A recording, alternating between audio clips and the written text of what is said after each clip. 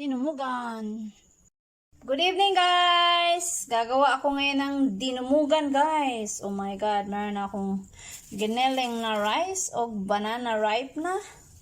Tapos may mga banana leaves na ako at dahon. Kasi kung kulang, lagot ko gabi na. Sana kulang ang dahon. Ayoko nang magkaroon gabi na. Ulit ako ng tubig.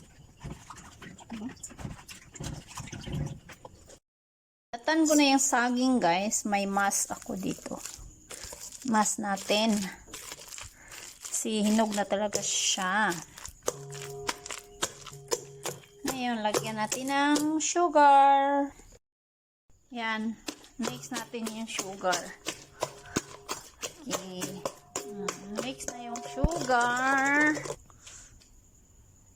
Pinagiling na rice. Yan. Giniling na rice. Tapos, dandahanin lang guys. Pag kulang, dagdagan lang. Lagyan ko ng kaunting asin. Para hindi nakakaumay. So, na-mix na siya ng mabuti. Babalot na natin.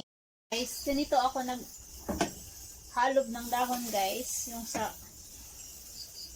fry pan or grill pan. Pinainit ko lang siya guys. Yan, halob na siya. Kasi guys, wala akong paano ko mainit ito nga. Maulan, gabi na. So, dapat ang desisyon ko magpakulo ng tubig.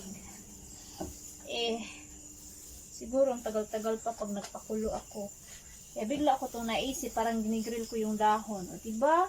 So, hindi na siya mapupunit basta-basta. Guys, ito, madali lang to siya ibalot guys kung expert ka na.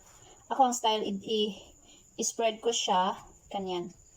Kasi, hindi naman to siya dry, kaya ganyan. Spread ko siya, tapos ganyan O, diba? Hindi ko masyadong nilakihan guys, kay bakit. Wala akong hindi ko masyadong lakihan. Yan. Kasi nga guys, dali lang yan. Spread lang sa lumo. Magkalagin niya may lumo. Diba? Wala guys. Ako mga wala nang pag nakain guys. Kasi hindi ako mga ganyan. Yung mo kasi yung sa yung yung lagay sa akin. Yung nahin kasi may guys na bago na. Pugla siya na hindi ka bago. Ang mga sa akin hindi ka bago. Wala bago kasi. Guys, yung para pag nalagay ng bago siya bago. Di kasi yung bago sa yung nalagay pa yung saging. Ganun guys, number. Ako. Sorry. Ano sabi? Issue ba sa sa moist. Moist ay nakabako after real. Isa na sa buhay. Tapos na. Yay. Diyan ko siya iluluto guys. May tubig na. So, yun pala guys, explain ko sa inyo, nilagyan ko siya ng ng dahon, di ba? Ito yung pinagtanggalan ng dahon. Bakit? Kasi guys, kung idiretso mo sa tubig yung dinumugan na yan, makapasok ka ng water. Kaya ito yung technique, tinuro ng tatay namin. Bata pa lang kami. Para hindi papasok yung tubig sa suman, okay? Nalagay ko na guys, hindi man ako naka-video kasi wala akong hawak. Basta mauna to guys, nilagay ko na, lutuin na natin. Let's